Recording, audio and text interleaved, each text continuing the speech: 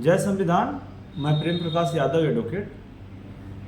Lateral entry के माध्यम से संयुक्त सचिव और आईएएस जैसे पदों पर नियुक्ति संविधान की भावना के खिलाफ है और ये पिछड़े, अनुसूचित जाति, अनुसूचित जनजाति और अल्पसंख्यकों के हकमारी का प्राविधान है। यह एक सोची समझी रणनीति के तहत इस देश में एससी, एसटी, माइनॉरिटी और ओबीसी के लोगों को आईएएस, आईपीएस जैसे बड़े पदों पर जो ब्यूरोक्रेट के पद हैं उन पर उनकी नियुक्ति को रोका जाए।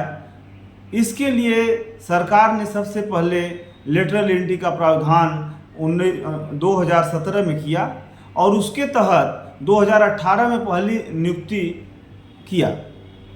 फिर सरकार ने वर्तमान समय में 45 पदों पर विज्ञापन निकाला है।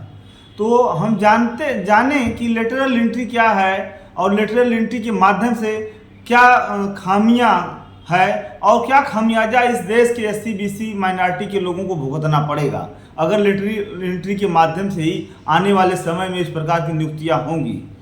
तो आपको यह समझ में आना चाहिए कि इस देश में यूपीएससी की जो परीक्षाएं होती हैं उसमें प्री परीक्षा होती है, मेंस परीक्षा होती है, इसके बाद इंटरव्यू होता है और एक कठिन परीक्षा होती है। इसमें सालों साल लग जाते हैं, अभ्यर्थियों का चयन नहीं हो पाता है। तो सरकार ने देखा कि देश के सारे पदों पर एससी, बीसी, माइनॉरिटी के लोग चयनित होते चले जा रहे हैं और उनके बराबरी में खड़े होते जा रहे हैं। इस देश के जो मनुवादी लोग हैं, जो ऊंचे ऊंचे पद पर जितने भी सेक्रेटरी लेवल के पद हैं, जितने सचिवालय में पद हैं, जितने आईएएस, आईपीएस, आईएफएस, जितने इस तरह के पोस्ट हैं, उन सारे जगहों पर उनका वर्चस्व था, एकाधिकार था। लेकिन पिछले कुछ सालों में लगातार परीक्षाओं में सफल होकर के एससी, बीसी, माइनॉरिटी के लोग जब उस मुकाम पर पहुंचने लगे और रणनीति में उनकी भागीदारी सुनिश्चित होने लगी, तो इस देश के मनुवादी लोग यह देखे कि यहाँ पर ये दखल दे रहे हैं, हमारा एक अधिकार खत्म हो रहा है। तो वे लोगों ने रणनीति के तहत 2017 में इसका संचालन शुरू किया और 2018 में इसकी पहली नियुक्ति की। तो लेटरल एंट्री में क्या होता है कि ये इसमें डायरेक्ट इंटरव्यू के माध्यम से इसमें सिलेक्शन होता है। इसमें कोई प्री एग्जाम नहीं है, इसमें कोई मेंस एग्जाम्स नहीं है और इसमें कोई इस तरह का इंटरव्यू नहीं है कि जिसमें अभ्यर्थी प्री और मेंस पास करेगा उसको इंटरव्यू में कॉल किया जाएगा। कि जब सरकार 2014 में आई तो लगातार देश के सारे बड़े स्थानों पर जहां पर निर्णय लिए जाते हैं उन स्थानों पर सरकारों ने संघियों को भरना शुरू किया, मनुवादियों को भरना शुरू किया, आरएसएस के जुड़े लोगों को भरना शुरू किया। तो इसी के तहत जब 2017 में इसकी शुरुआत हुई तो ये पूंजीपति घराने से या पूंजीपतियों से ताल्लुकात रखने वाले अनुभवी लोग तो होंगे ही, लेकिन उनके अनुभव में यह भी जुड़ा होना चाहिए कि उनका आरएसएस से ताल्लुकात है, वो मनुवादी सोच को, क्रियान्वयन को आगे बढ़ाएंगे।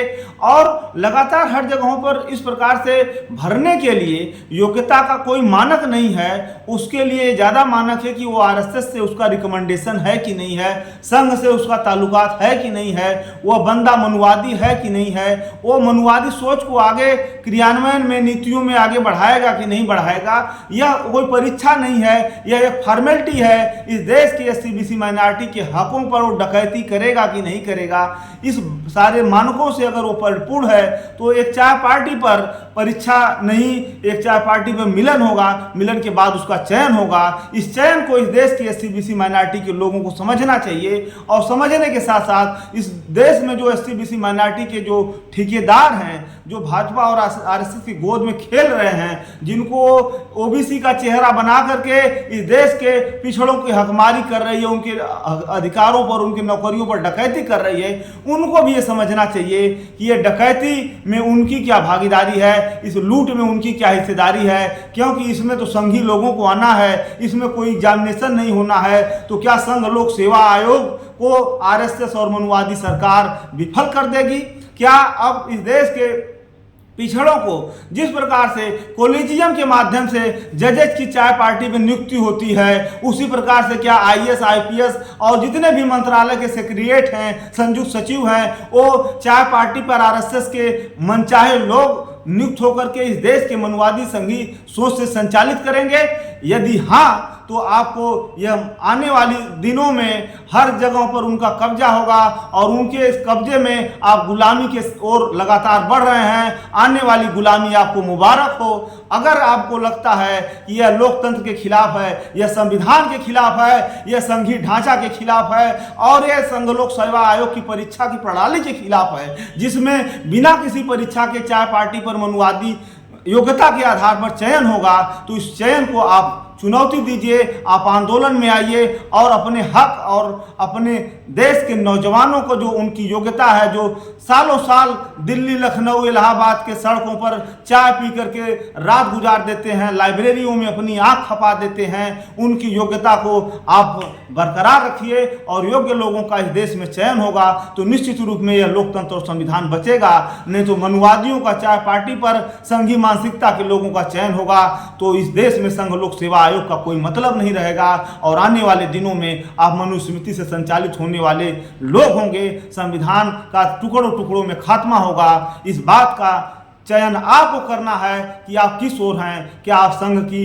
इस मनुवादी मानसिकता को आगे बढ़ाने में योगदान देने वाले मौन होकर के योगदान देंगे कि इस देश में आने वाले समय में इसको चुनौती दे करके, इसको सरकार को पुनर्विचार करके इसको बैक फुट पर ढकेलने का काम करेंगे। धन्यवाद।